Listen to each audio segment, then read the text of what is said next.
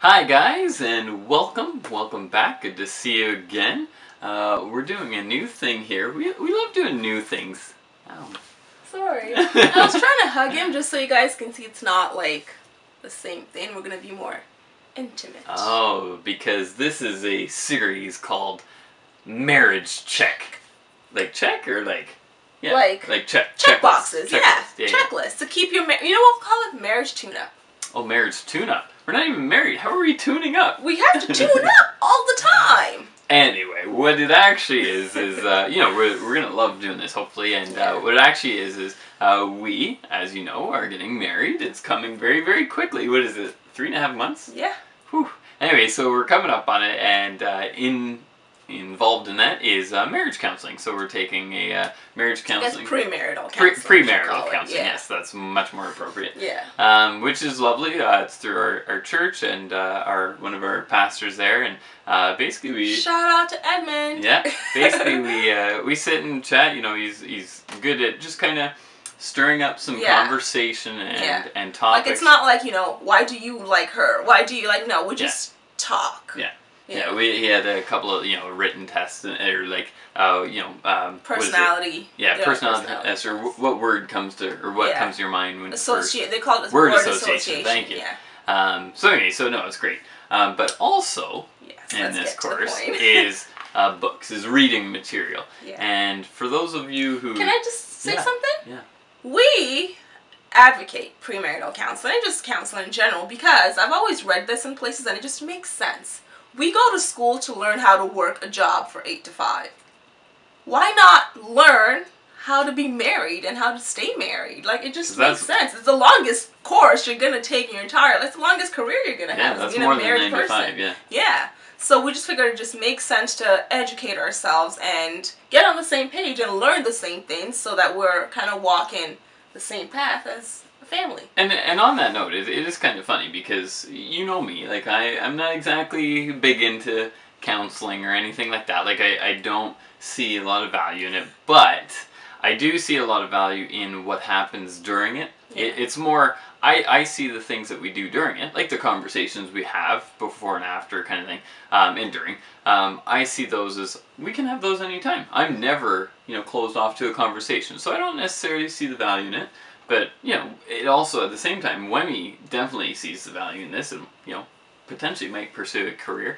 But she's like, it's able to open up those conversations that don't start on their own. Yeah, and like we can have those conversations, as you said, in person.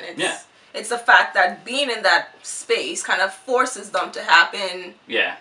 More, just... better. Yeah, you're allocating that time for that conversation. Which, so... Anyway, back on track here. Yeah, we're just on a tangent. Our first book. The first book was... The 5 Love Languages by Gary Chapman. Gary Chapman. The funny thing is, before we even talked about getting married, I had made Dave take the test of the 5 love languages because I stumbled upon it. Someone talked to me about it, and I was just like, you know what? I wonder. Let me find out what Dave's like, and let him find out what I'm like. And I was like, hey, babe, take this test. And he's just like, why? Like, just take it. She always asks me to do these things at the worst possible time. I'm like right in the middle of stuff. And he did it, and that was a while ago, and it was just great that when we started premarital counseling, it came up again. I was like, yeah, I was on the right track. Now did I answer? Was it the same? I have it in my email. I'll check. You should. Yeah, that would be interesting. Yeah. But anyway. So we'll jump into the book, and I'll let Wemi start here. Tell us about the book.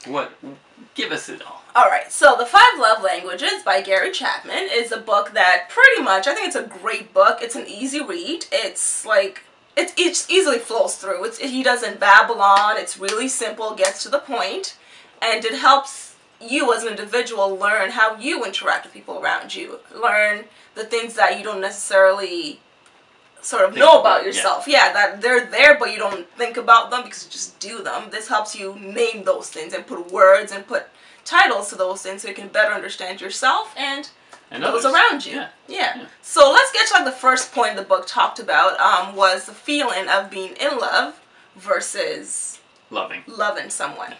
And I've always been an advocate of love is a choice. That's always been my thing. Loving someone is a choice you make. It's not going to be easy. All I can think about right now is, what's love got to do with it? Sorry. Again, loving someone is a choice you make. Anyway. It's a choice you make each and every day. It's not going to be easy. It's going to come with trials and tribulations, but you wake up each day like, you know what? I am going to choose to love this person through everything. It's not about the butterflies in your stomach, because that's where we get the in-love feeling. Yeah. We all feel that. Hopefully we feel that when we start a relationship, when we start something new. It's exciting. It's fun. Yeah, it's like he walks into a room and be like, oh, there's my boo. But that doesn't last for 50 years, unfortunately. You're going to have bad days. It's going to come and go. Like, you'll feel it again. I'm not saying it disappears, but there'll be times where you're just like, man, I can't stand this dude right now. But you choose to love him. Oh, aren't you just the sweetest? I know. And that's what that is. And according to Gary Chapman, the in-love feeling tends to last about 2 years on average. And right around then, people start to kind of fall out of the in-love feeling. And that's when reality sets in. Right. That's when you're just like, he bites his nails. I can't stand that. And that's when you're like, you know what? She mumbles to herself. I can't stand that. And those little things start to creep up. And that's when you have to make the decision of, if I look beyond him biting his nails, can I love this man? Yeah, I'm still choosing to love him, and I'm still choosing to love her. And that's when the realness of life begins. Go ahead. That's deep. So, our first love language of the 5 is words of affirmation. So, words of affirmation is fairly self-explanatory, I think. It's basically meaning, you know, the words that are said to you or that you hear and that you say, those are the things that are important to you, kind of thing. Using words that build up. That's the first point that he had talked about, was using words that build a person up. Sorry, Wendy slid me my cheat sheet of notes and it threw me right off. And like, I know what I...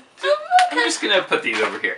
But yeah, it's basically the things like compliments you say, compliments you hear, and basically if your love language is words of affirmation, when you get those, when you receive those, exactly. Whether it's like, hey hon, you look good tonight. Yeah. Or you know, like, I really like what you made for dinner, like that was really amazing, like things like that. Kind words, encouraging, lifting up, positive words. Those are what really lift you up, kind of thing. And without them, those are what really bring you down. So that's the concept of words of affirmation. Pretty simplistic, pretty straightforward, and so that's love language 1. I'm gonna just throw a little on there. One thing he said that I wrote down like word for word is, it hit home, is being humble, in that love makes requests and not demands.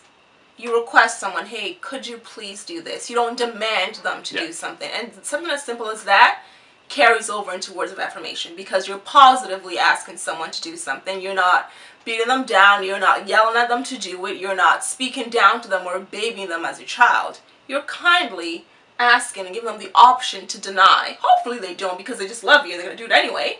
But it's just asking in a kinder way. Yeah.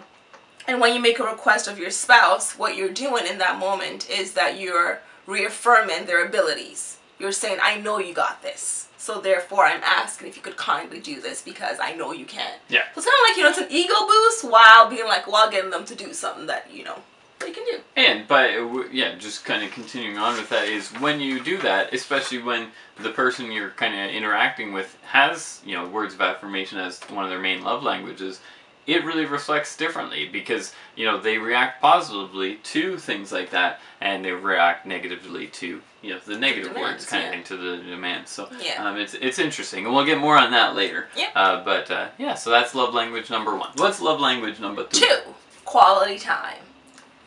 Now, quality time is very different for people, and one thing that I think we can all agree on is it involves undivided attention. Focused attention on the person you are with in that moment. Mm-hmm. Whether you're at dinner, whether you're, talking on the phone, but giving them your full attention and being present in that moment. Right. Being present in that conversation, in that experience, in whatever you're doing, being completely present there. And in that we have quality conversation. Mm-hmm. And not just like, hey, how's your day? Good. You? Good. Done. that's good. You know, thanks for checking in, but that's not quality conversation. Right.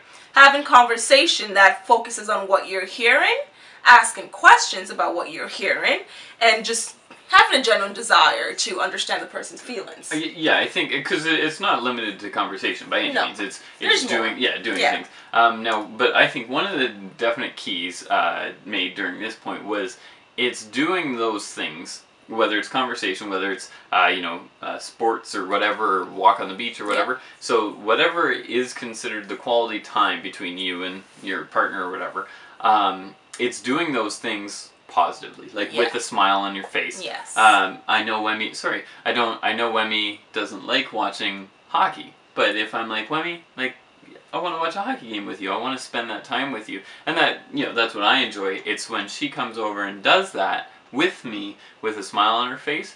That's just so much deeper, and it really like don't be like, oh man, don't you this crap again, you're smuggling on your breath. And that takes the quality time away. Yeah. Because then it just doesn't count. Yeah. No. Anyway, sorry. Go ahead. Yeah. No problem. So more into that is kind of learning to talk about your feelings. This is, I think, he mentions harder for men to do, but I think we all struggle with it sometimes. Is learning to really verbalize how we feel, and not because there's a difference between saying I feel angry or I feel sad versus just being sad. You have to verbalize that to the person for them to understand how you're actually feeling in that moment. And a way he gave to do this was every day for 3 times a day, write down your feelings in a notepad and put a word or two to remember the event. Okay. So he had put title, event, another column, feeling. So driving in traffic this morning. How did it make you feel? Angry.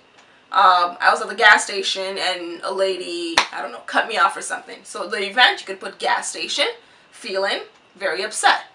So in that moment, it gives you an awareness of your emotional nature, and it helps you when you get home at night. Sometimes you don't remember all those feelings you had. When it's time to talk with your partner, you have something to talk about. Yeah, it's almost like providing the spark or the instigator. So now that conversation can flow a lot nicer because everything happens during someone's day. Yep. Like when you get home and say, what happened today? Nothing. Yeah. No, something happened. Lots of stuff happened. Yeah. There's 24 hours in a day. Lots of stuff happened.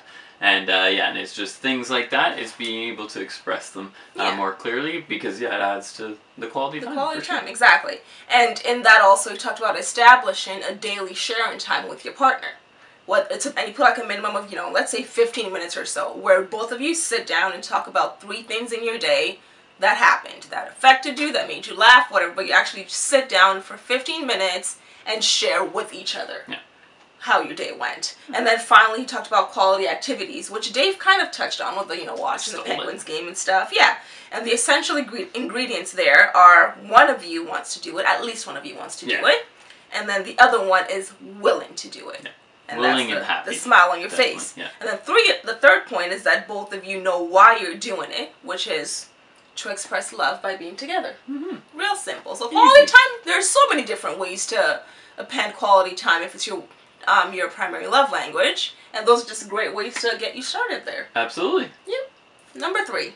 Receiving gifts. This one is very, I just think it's probably the easiest to understand because I don't know, maybe it can be misinterpreted, but I don't think so. So basically it's just the act of giving someone to your loved one, giving something to your loved one, giving someone, oh god, giving and receiving gifts. And so basically when that's important to someone, it's those, it's when you stop in and get your wife or whatever, like a cupcake or something and say, here you go, and that just makes her day. Yeah. It doesn't have to be like, balling and buying her a new Coach purse or anything. I'm sure that's nice every now and then, but it doesn't have to be doing that every day. Yeah, exactly. And so one of the things the book talked about is if your significant other, whoever in your relationship is the main love language is receiving gifts, then one thing you can try is basically making a devotion to give them a gift, whether it's I think they suggest like once a week kind of thing. And there may have even been once a day, I can't remember. But once a week, and whether, a lot of people might not have the money to splurge on a gift, brand new Movado watch once a week, and that's okay. But it's that, stopping on the side of the road on the way home and picking a wildflower and giving that to your spouse or whatever. And that goes a huge way. So yeah, like it's we not, see it in movies all the time. I think it's cheesy, but if that's what's important to someone, they don't need you to spend $1 million bucks. They need you to think of them and bring them something. Exactly. Go out of your way to go get a flower, to buy a cookie, a coffee, like just something. Absolutely. It's it's even the things like you said, a coffee, like the things that are going to happen anyway. But when you are the one kind of giving it to them, that just goes that extra mile kind of thing. And yeah, and if there's an expectation that the gifts need to be these $1 million prizes, then you all need to work that out. Well, then hopefully you're in the $1 million category, and that's okay. True, yeah. But basically, the gifts should be within the realm of your own personal what you're finances. able to do without going broke. And don't go broke. And your partner should understand that, and probably will understand that. It's the thoughtfulness that really makes it extend that much further. Yeah. And yeah, that's about receiving gifts. And there was also just the thought of the gift of presents Yeah. being just as important as the gift of giving, because if someone's going through a hard time, they give an example of a guy who's like his wife's mother passed away, and he was there with her at the funeral and whatever, but as the funeral was over, he went to a soccer game. And she was devastated, never let it go for like 10 years. She held that against him. And he's like, what more did she want? I was there. I was there. I wanted to play soccer because that's how I deal with it. And I left. Like, she was good. She saw her family. Like, she's good. But for his wife, her love language was receiving gifts. And she wanted his gift of presence in that moment. She wanted him there with her, even when everyone was gone. Just stay with me. I need you physically here right now. I remember that story. I think that was during the quality time, though. No, right here. Oh. Receiving gifts. Okay. Yeah, in times of crisis. Sure. Yeah. In times of crisis. Yeah. Sounds good. Sounds good. There you go. Receiving gifts. Okay, so let's go to number 4. Number 4. Which is acts of service. This is a big one. It is a big one. Now, this kind of ties into quality time in the sense that, not to quality time, to words of affirmation, sorry. In the sense it that... It ties into a lot of them, It does. But anyway. But just in the sense, as I was saying, that love makes requests and not demands. So it ties in that, like, love, you can't demand a person to do something for you as an act of service. But you can request things of each other in love, in a loving place. Now, it says what we do for each other before marriage is not an indication of what we'll do after marriage. Which is a very big one, because a lot of people sometimes go out of their way during courtship and do crazy, extravagant things that they can't keep up for the next 50 years. First of all, I'm just going to put my own little thing in here. Don't do that. Just keep it real from day one. It makes life a lot easier for everyone. But nobody would ever get married. Well, I'm just saying, if you can, keep it real. Let her know, I'm just doing this now. I'm not going to do this for 50 years. But anyway, let's get back to the book. In case you find yourself in that situation... It's important for both of you to understand that some things just aren't going to continue after you get married. They might not stop the day after. It might take a year for them to stop, but just some things just won't continue the same way that they did. But at the same time, as I said, love is a choice and it can't be coerced. So each of you must decide to love each other daily, even when those things are gone. You must continuously decide to love the other person. And in the acts of service we talk about, it's something as simple as washing the dishes. It's doing the laundry. It's helping your partner take the groceries inside the house. It's helping your husband pay the bills online because he's had a long day. Those are acts of service that show the person that I love you and I want to help you out. Yeah. And it does, sorry, and I was just going to say, and this is another one that goes hand in hand with quality time, is doing these things with a smile on your face, or at least not necessarily with a smile on your face, because who's going to do dishes with a smile on your face? But not doing them kind of eagerly without complaining. Yeah, not slamming the dishes like, and be like, oh, fine. Again. You know, that goes, a long way in terms of showing your willingness to contribute in any way that you can, in a sense. When the words that, don't worry, baby, I love you. Yeah. That just doesn't do it. That's not going to clean the dishes for me. Like, thanks. Exactly. But let me go do the dishes. Now, this kind of ties, I hear this a lot with like stay-at-home mothers. Some people are just like, oh, well, if she's staying home all day, why doesn't she come home and help her cook? Yeah. Well, that's still an act of service. And let's not knock stay-at-home mothers, first of all, because they do a lot of work. Have you ever tried sitting with a crying baby all day? No, I have not. Would you want to? Because most people would not want to do that. And stay-at-home mothers they stay home all day, take care of a kid, do this, do that, and they don't get time for themselves.